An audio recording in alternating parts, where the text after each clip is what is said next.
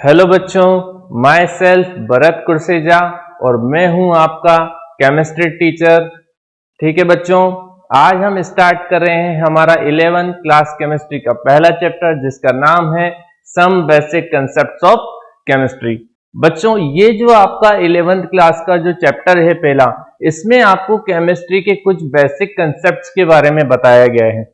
Basic concepts मतलब जो आपकी 11th और 12th क्लास की जो केमिस्ट्री है, आप जिस भी लेवल पे उसकी प्रिपरेशन कर रहे हैं, चाहे आप बोर्ड एग्जाम की प्रिपरेशन कर रहे हैं, चाहे आप नीट की प्रिपरेशन कर रहे हैं, चाहे आप जेई की प्रिपरेशन करें, आप किसी भी एग्जाम की प्रिपरेशन कर रहे हैं और उसके लिए अगर आप 11th और 12th क्लास की केमिस्ट्री को पढ़ रहे हैं तो उसे पढ़ने के लिए, उसे समझने के लिए आपको 11th क्लास के अंदर इस पहले चैप्टर को पढ़ना बहुत जरूरी है, जिसके अंदर आपको केमिस्ट्री के कुछ बेसिक कंसेप्ट्स के बारे में बताया गया है।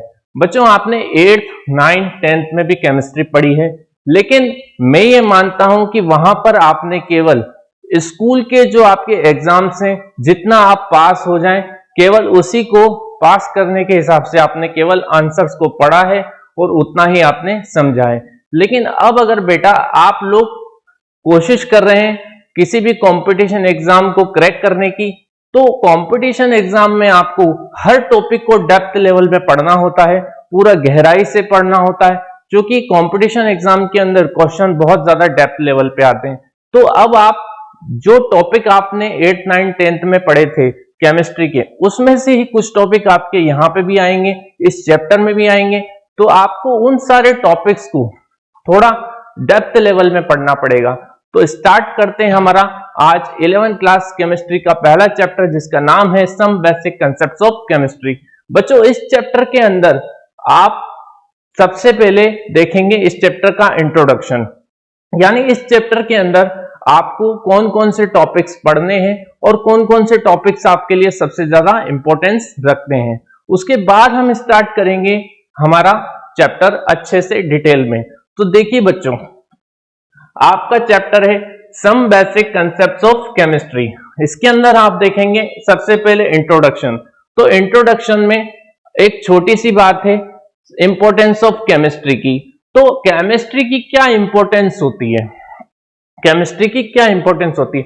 देखो बच्चों, जैसे आप बायोलॉजी पढ़ते हैं या फिजिक्स पढ़ते हैं तो उसकी कोई ना कोई इंपॉर्टेंस जरूर होती है। तो उसी तरीके से आपकी केमिस्ट्री भी बहुत इंपॉर्टेंट होती है बच्चों। आप केमिस्ट्री को हल्के में मत लो। जिस तरीके से आपकी फिजिक्स और बायो इंपॉर्टेंट है, केमिस्ट्री भी बहुत इंपॉर्टेंट है। कैसे बात करते हैं? तो बच्चों, जैसे आप देखते हो कि आपके फर्टिलाइजर्स, सोप्स और बहुत सारे केमिकल कंपाउंड्स बनते हैं केमिकल इंडस्ट्रीज के अंदर, और आपके जो आपके बायोलॉजिकल प्रोसेस होता है, जैसे डाइजेशन हुआ, ब्रेकिंग ऑफ फूड हुआ, तो इन सब में भी क्या है, केमिस्ट्री पूरी इन्वॉल्व हो रही है, आप भी जानते हैं। तो इसलिए केमिस्ट्री को पढ़ना बहुत जरूरी है, न कि हमारे डेली यूसेज के लिए बल्कि हमारे एग्जाम को क्रैक करने के लिए भी। ओके बच्चों, उसके बाद बात करते हैं किसकी, इंट्रोडक्शन में सबसे पहले बात करेंगे हम नेचर ऑफ मैटर की। भाई, मैटर का क्या नेचर है? सबसे पहले नेचर ऑफ मैटर की बात करें तो मैटर का क्या नेचर है, मतलब मैटर होता क्या है, मैटर को कितने टाइप में क्लासिफाई किया गया है, इस सब के बारे में हम यहां पढ़ेंगे। ठीक है, तो डिटेल में तो हम जब पढ़ेंगे तो चैप्टर के अंदर पढ़ेंगे, लेकिन यहां आपको थोड़ा मैं इंट्रोडक्शन दे देता हूं नेचर ऑफ मैटर का।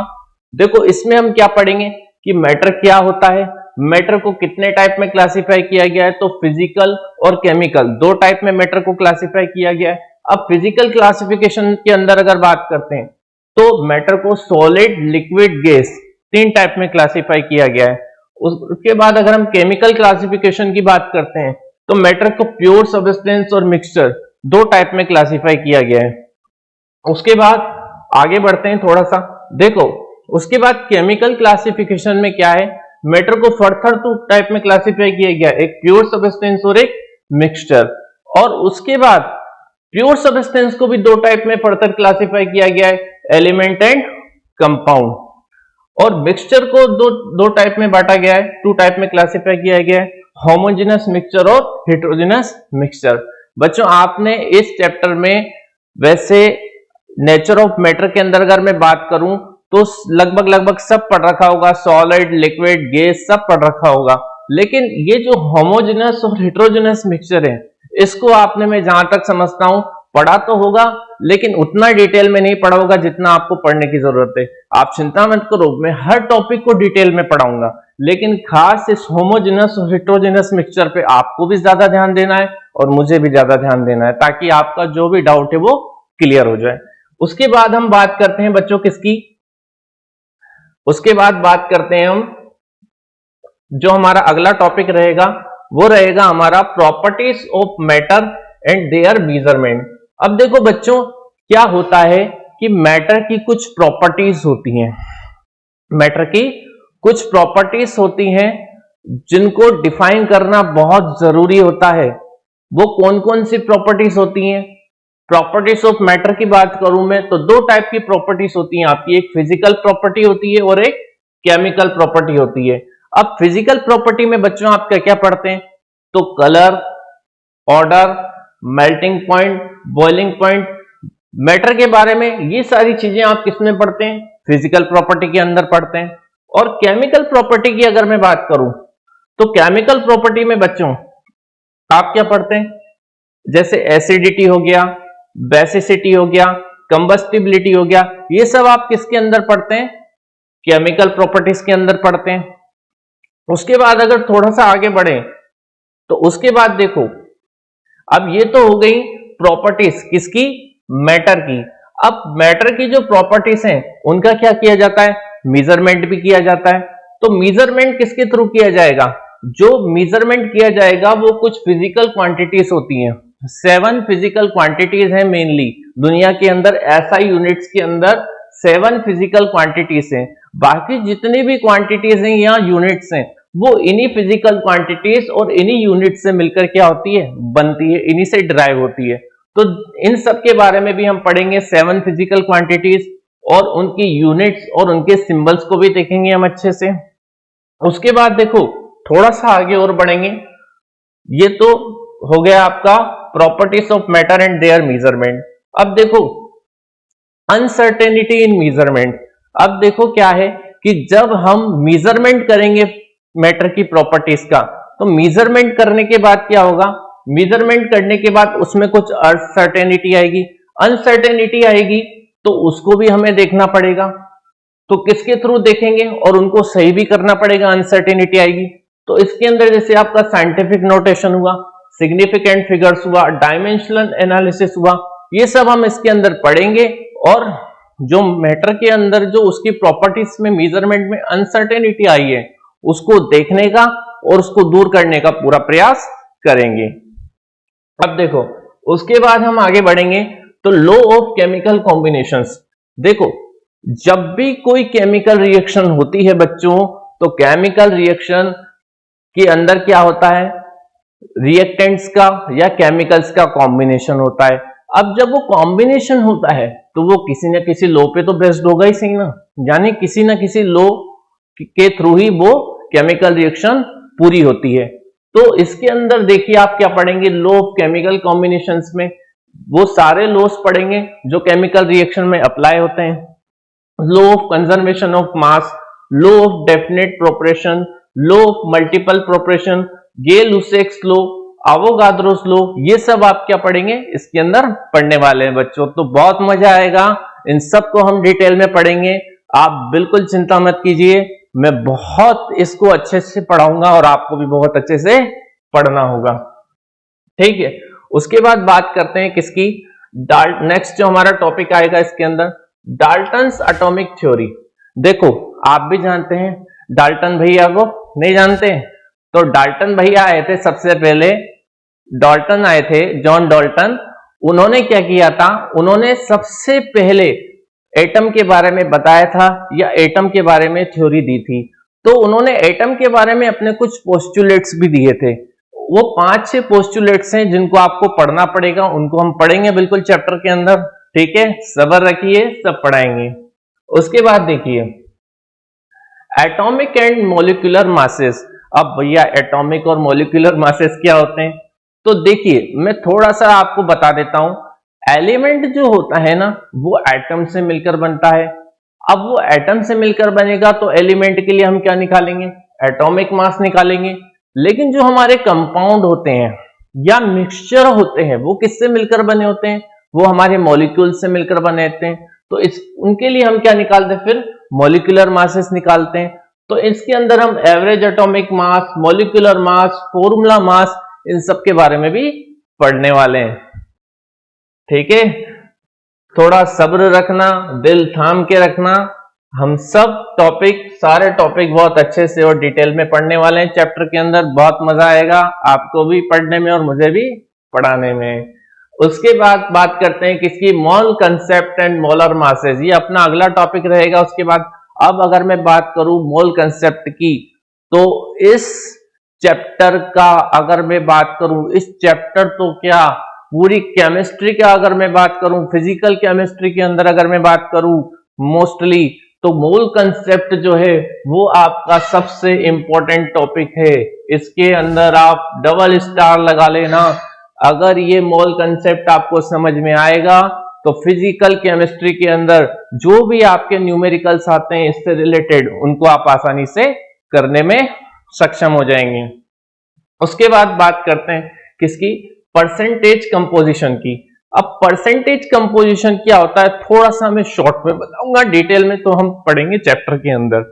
देखो बच्चों, क्या होता है जब भी कोई केमिकल रिएक्शन होती है तो केमिकल रिएक्शन में किस रिएक्टेंट का केमिकल रिएक्शन के अंदर बनने वाले कंपाउंड को बनाने में कितना परसेंट डिस्ट्रीब्यूशन है, तो उसे पता लगाने के लिए हम क्या देखते हैं, परसेंटेज कंपोजिशन देखते हैं। डिटेल में मैं बताऊंगा आपको, चिंता मत करो, आप थोड़ा सब्र रखो। इसके अंदर एम्पेरिकल फॉर्मूला और मॉलिक्यूलर फॉर्मूला, ये भी हम पढ़ेंगे। एम्पेरिकल फॉर्मूला क्या होता है, मॉलिक्यूलर फॉर्मूला क्या होता है। उसके बाद बात करते हैं हम किसकी, स्टोइचियोमेट्री एंड स्टोइचियोमेट्रिक कैलकुलेशन। अब स्टोइचियोमेट्री क्या होती है, देखो आपने कि अब भी कोई केमिकल रिएक्शन होती है तो केमिकल रिएक्शन के अंदर आप क्या लिखते हैं, उसे इक्वेशन के थ्रू ही लिखते हैं। जब इक्वेशन आप लिखते हैं तो आप कभी कभी देखते हैं कि वो इक्वेशन बैलेंस्ड नहीं होती। जैसे एक एग्जांपल मैं देता हूं आपको, जैसे N2 nitrogen and hydrogen, nitrogen and hydrogen gas से मिलकर आपका क्या बनता है, अमोनिया बनता है। बनता है नहीं बनता। अब ये बैलेंस्ड नहीं है, क्यों, क्योंकि यहां पे नाइट्रोजन कितने हैं, 2 हैं, और यहां पे कितना, 1। इसे बैलेंस करने के लिए यहां पे 2 लगाना पड़ेगा, बिल्कुल लगाना पड़ेगा। अब देखिए नाइट्रोजन तो यहां पे भी 2 है, यहां पे भी 2 हो गए, लेकिन हाइड्रोजन यहां पे 3 है, यहां पे 2 है सॉरी, और यहां पे कितने हैं, 3 है। तो इनको भी बराबर करना पड़ेगा। तो यहां पे 3 इंटू 2 कितने हो गए, टोटल 6 नाइट्रोजन हो गए। अब इसको भी 6 बनाना है तो यहां पे क्या करना पड़ेगा, 3 लगाना पड़ेगा, यानी 3 इंटू 2 कितने हो जाएंगे, 6 हाइड्रोजन हो जाएंगे।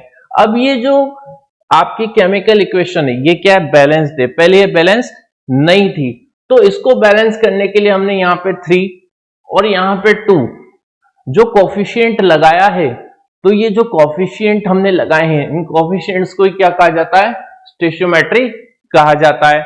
और इनकी जो कैलकुलेशन की जाती है किसी भी केमिकल रिएक्शन में, ये बताने के लिए कि कितने, किस एलिमेंट के या किस मॉलिक्यूल के कितने मोल्स केमिकल रिएक्शन में भाग ले रहे हैं, तो ये सब बताने के लिए भी कुछ कैलकुलेशंस की जाती है। तो उन्हें हम क्या कहेंगे, स्टोइचियोमेट्रिक कैलकुलेशंस कहेंगे। पढ़ेंगे डिटेल में चैप्टर में अच्छे से।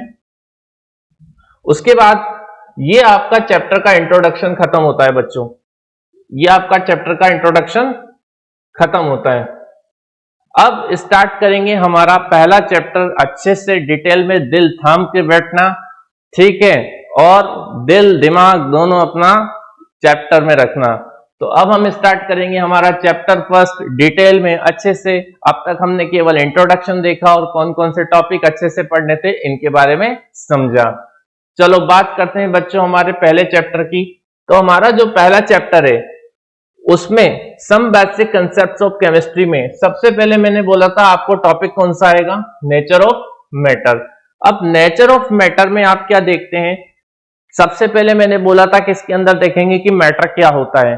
तो anything which occupy space and having mass which can be felt by our five senses is called matter. देखो बच्चों, कोई भी वस्तु जो कुछ स्पेस को ऑक्यूपाई कर ले, किसी स्पेस, कुछ स्पेस को क्या कर ले, ऑक्यूपाई कर ले, और उसका कुछ मास हो जाए, और उसको हमारे जो फाइव सेंसेस हैं उनमें से किसी भी सेंसेस के थ्रू अगर हम उसको क्या कर सके, फेल्ट कर सके, महसूस कर सकें, तो वो क्या होता है, मैटर होता है।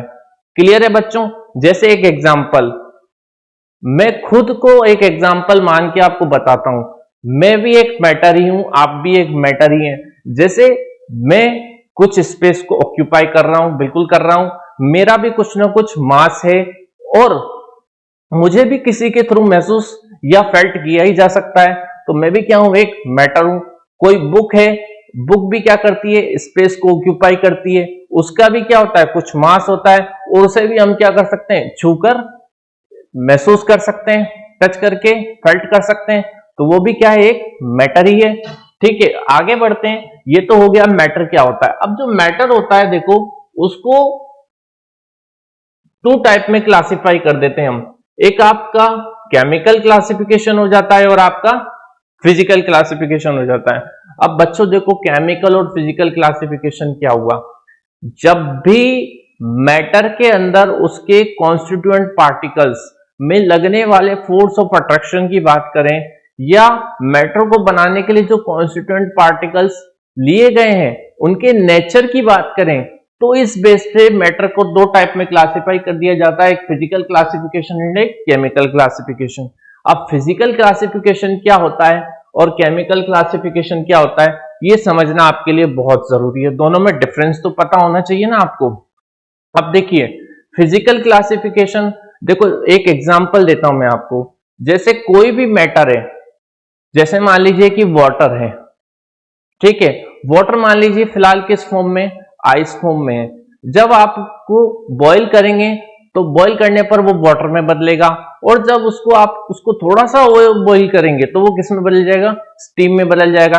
लेकिन जब आप स्टीम को वापस कोल्ड करेंगे तो वो वाटर में बदल जाएगा, और वाटर को आप वापस कोल्ड करेंगे तो वो आइस में बदल जाएगा।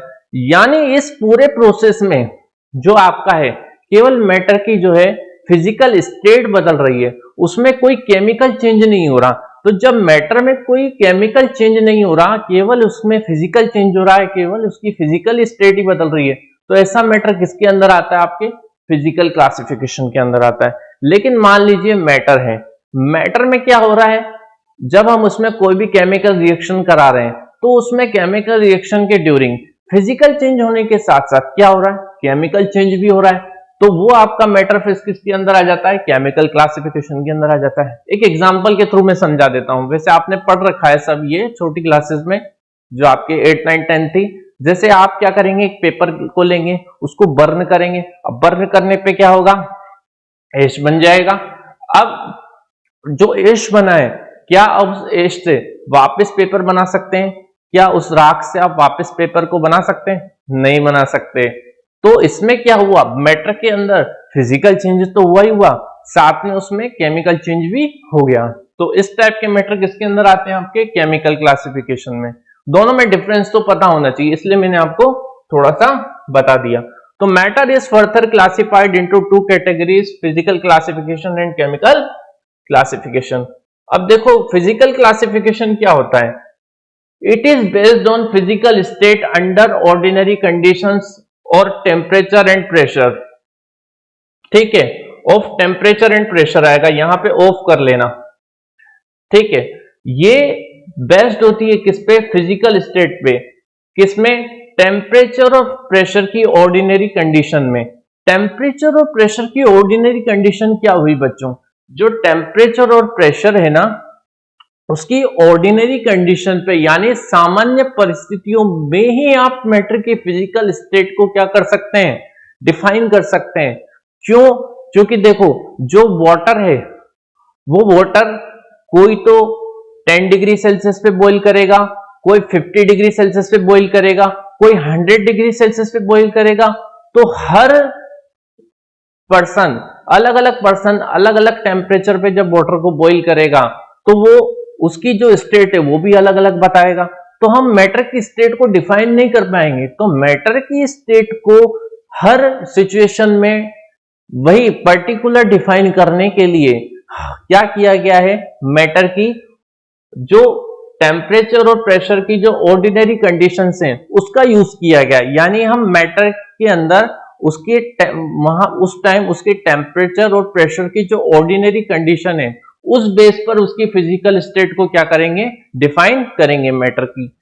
सो on the basis of the nature of forces matter can be classified into the following 3 veg.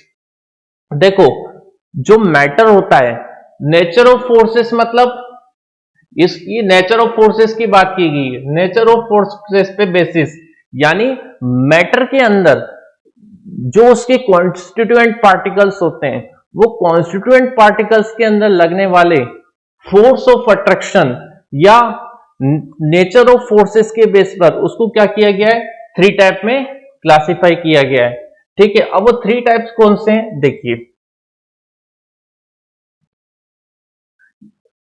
अब फिजिकल क्लासिफिकेशन में मैटर को उसके कॉन्स्टिट्यूएंट पार्टिकल्स के बीच लगने वाले फोर्स ऑफ अट्रैक्शन के बेसिस पर 3 टाइप में क्लासिफाई किया गया है। कौन कौन से 3 टाइप हैं आपके, सॉलिड है, लिक्विड है, गैस है, ये 3 टाइप्स हैं। अब फोर्स ऑफ अट्रैक्शन की हमने बात करी कॉन्स्टिट्यूएंट पार्टिकल्स के बीच, तो आप यहां देख सकते हैं कि सॉलिड में जो है इसके जो कॉन्स्टिट्यूएंट पार्टिकल्स हैं इनके बीच सबसे ज्यादा फोर्स ऑफ अट्रैक्शन लग रहा है और इसके कंपैरिजन में लिक्विड में थोड़ा कम लग रहा है फोर्स ऑफ अट्रैक्शन और गैस में तो और ज्यादा कम हो रहा है कॉन्स्टिट्यूएंट पार्टिकल्स के बीच फोर्स ऑफ अट्रैक्शन। तो फोर्स ऑफ अट्रैक्शन सबसे ज्यादा किसमें होता है, सॉलिड में, उससे कम लिक्विड में और उससे भी कम किसमें होता है, गैस के कॉन्स्टिट्यूएंट पार्टिकल्स में होता है। अब ये जो सॉलिड लिक्विड गैस है इनको थोड़ा हम डिटेल में देख लेते हैं।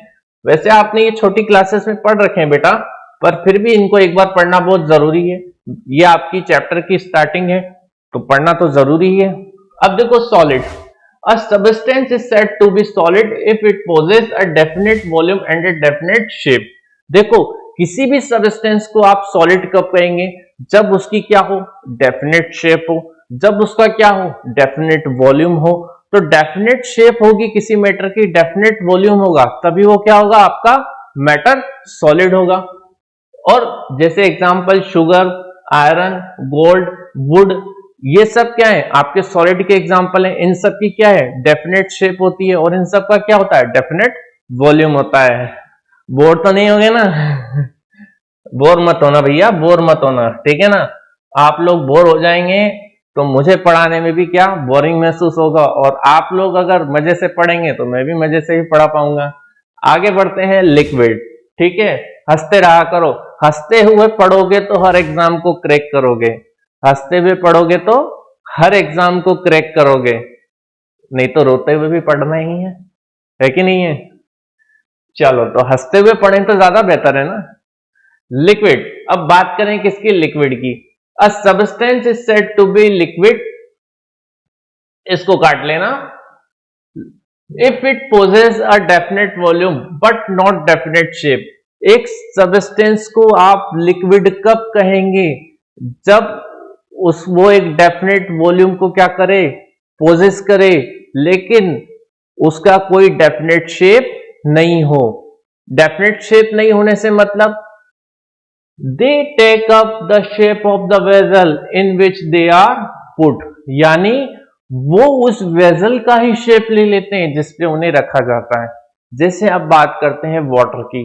1 ग्लास वाटर है, अगर आप उसको किस में रखेंगे, ग्लास में रखेंगे, तो वो किसका शेप ले लेगा, ग्लास का शेप ले लेगा।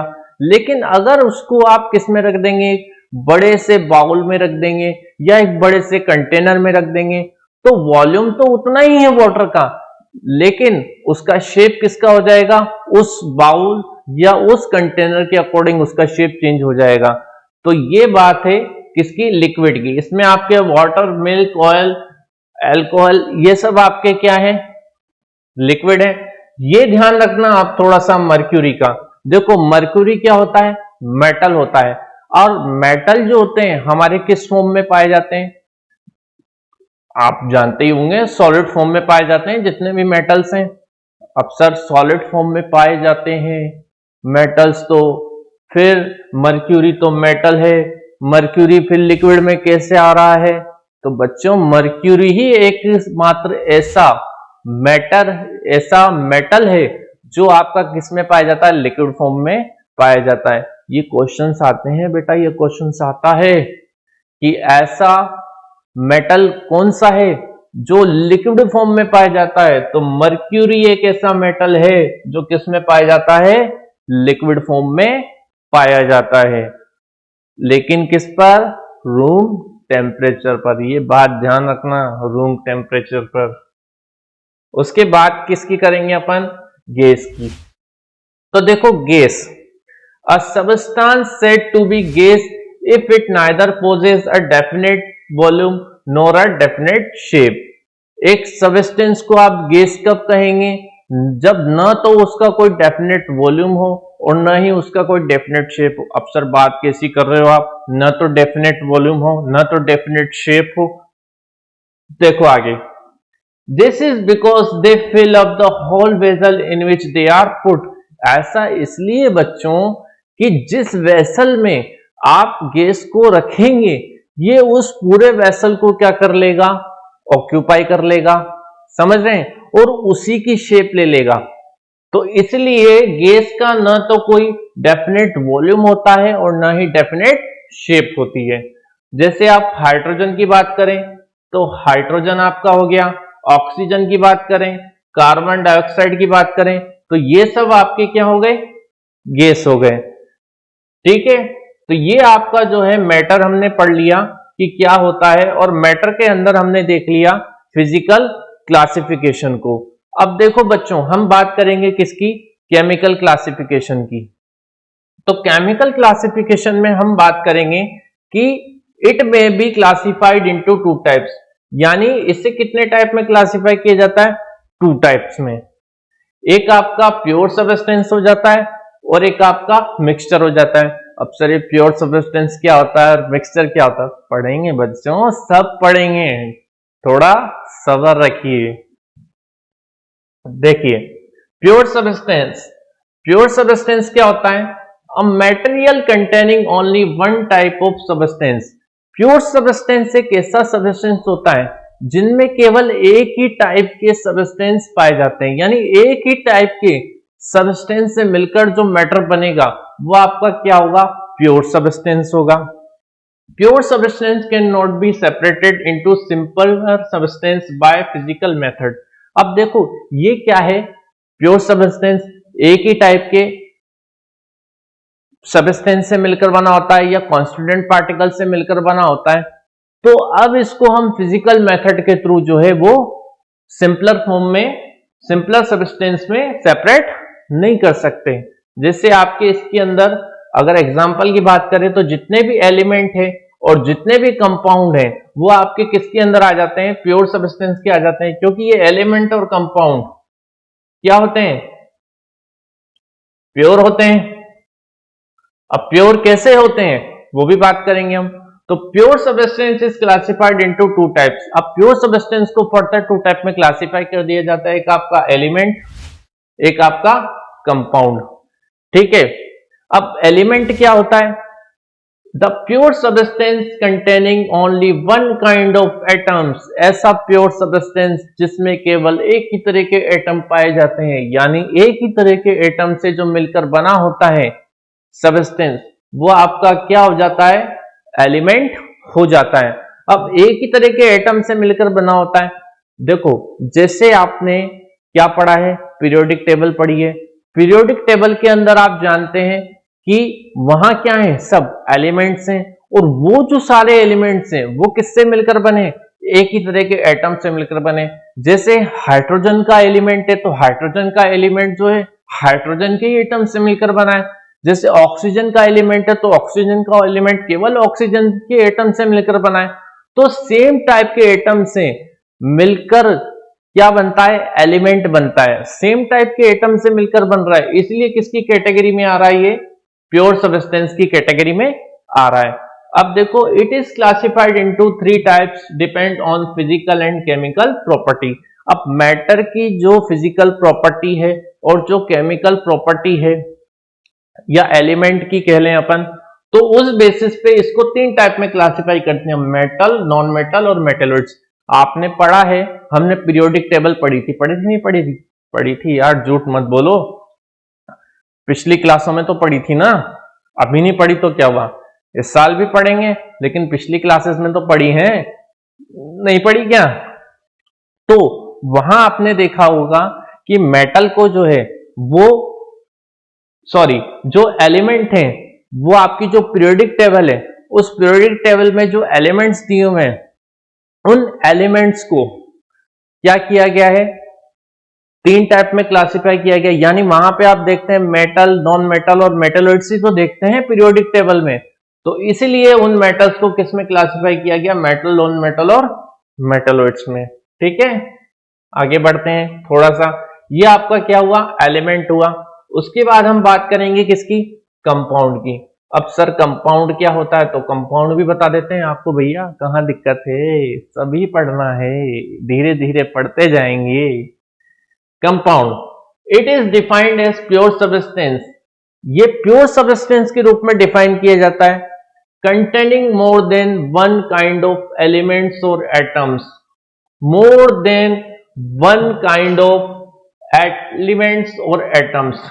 अब सर यहां पे डाउट क्रिएट होता है, अगर ये एक से ज्यादा टाइप के एलिमेंट और एटम से मिलकर बन रहा है तो ये प्योर कहां से हो गया, ये सबसे बड़ा डाउट है। और ये डाउट कौन दूर करेंगे, हम करेंगे आपके लिए।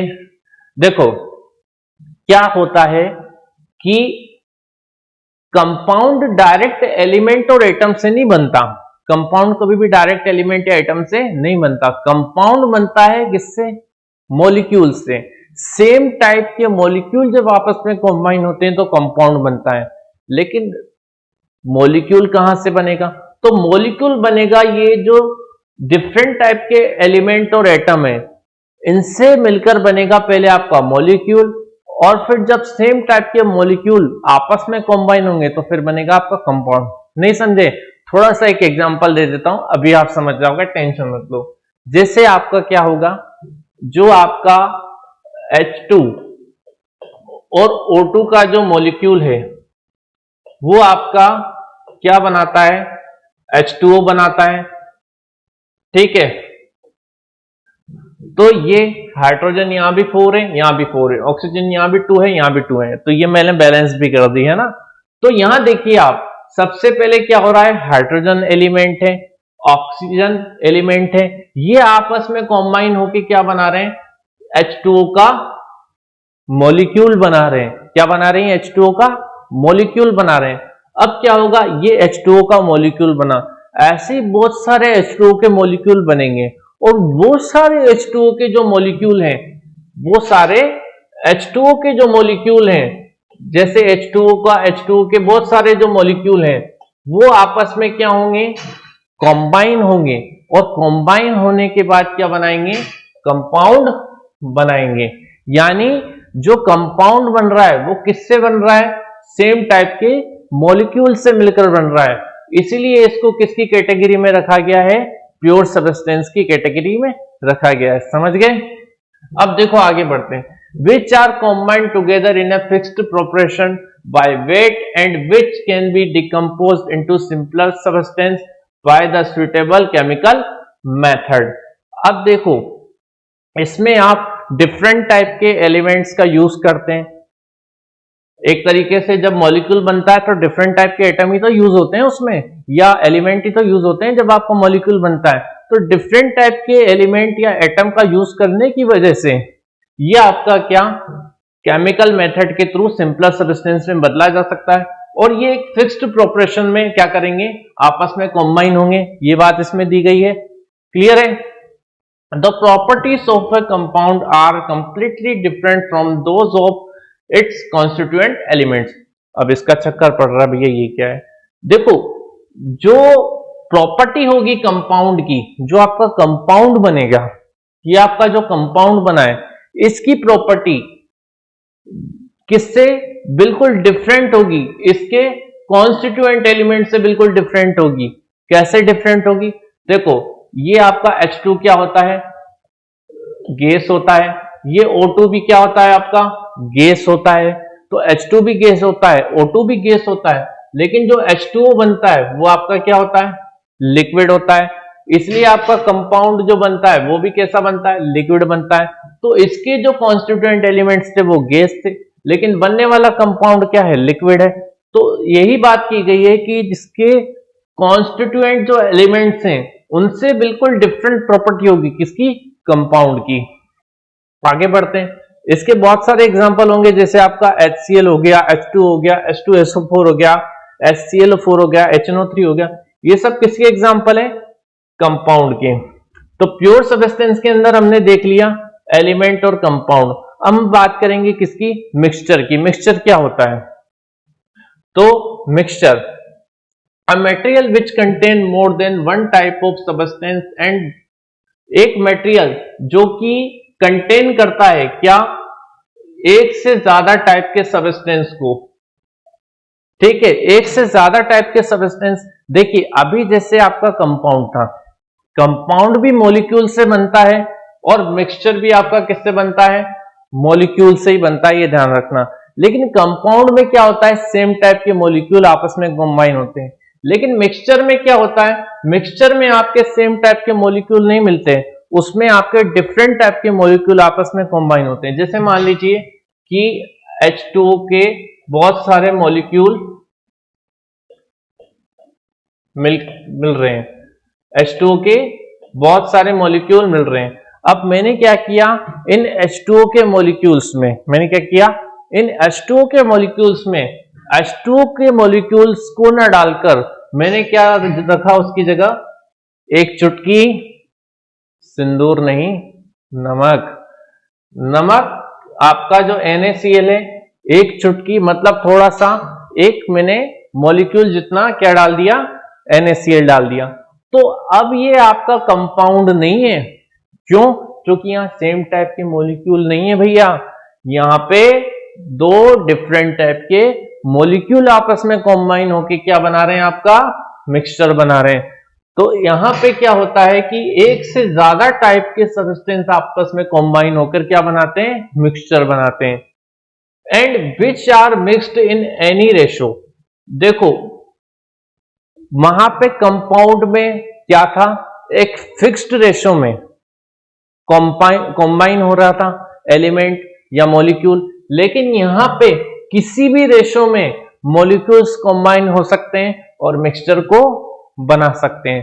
ठीक है, अब उसके बाद आगे बात करेंगे।